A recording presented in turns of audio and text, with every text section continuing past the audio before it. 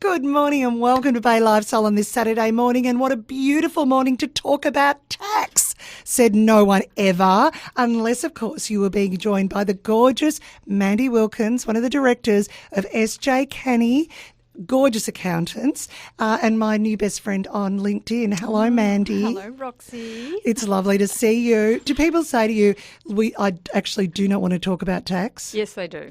Well, They that's all just the time. wrong. I know, it's sad. It's sad. They're missing out on so much. Well, they are, but we're going to share the joy now. We're going to find that little tax happy place, and we are going to talk about the hit list. We are. We're going to talk about what the 2015 year, the tax office, what they're after, and they're keeping a special eye out for. And there's three particular things that I just wanted to talk about today, and one of them is overnight travel. Now, lots of people might have to go away for a night or two, and generally they're entitled to claim their accommodation, their meals, and perhaps some incidentals.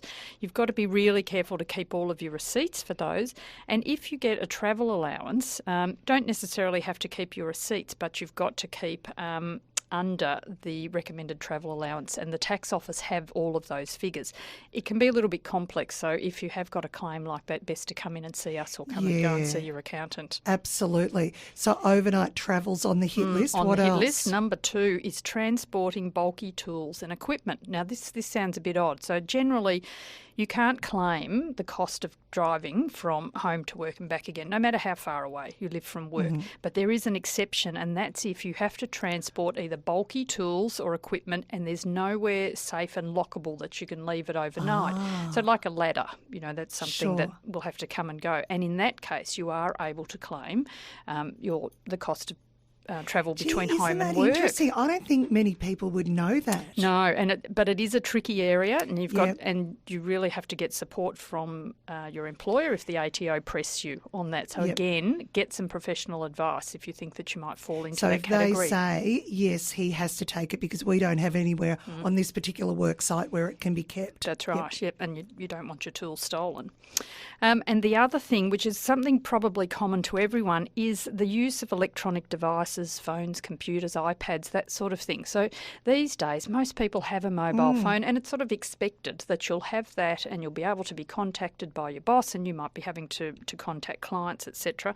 So you're entitled to claim some of these costs, but be really careful and be sensible about it, because generally there will be some private use, mostly private use. So keep a diary, keep your phone bills, that sort of thing, so that you can prove what sort of use you've had. Yeah, look, that's a really good idea. And you're absolutely right. People, look, I can claim all of this. But everyone knows, it's not just sitting there doing nothing. That's right. Yep, that's right. So be careful. Don't be greedy. And again, come and see us if you've got any queries. And just quickly, a couple of areas to look out for if you're in small business. The big one this year is GST. The tax office are hell-bent on making sure everyone is paying the correct amount of GST and that they're lodging their business activity statements on time and paying on time.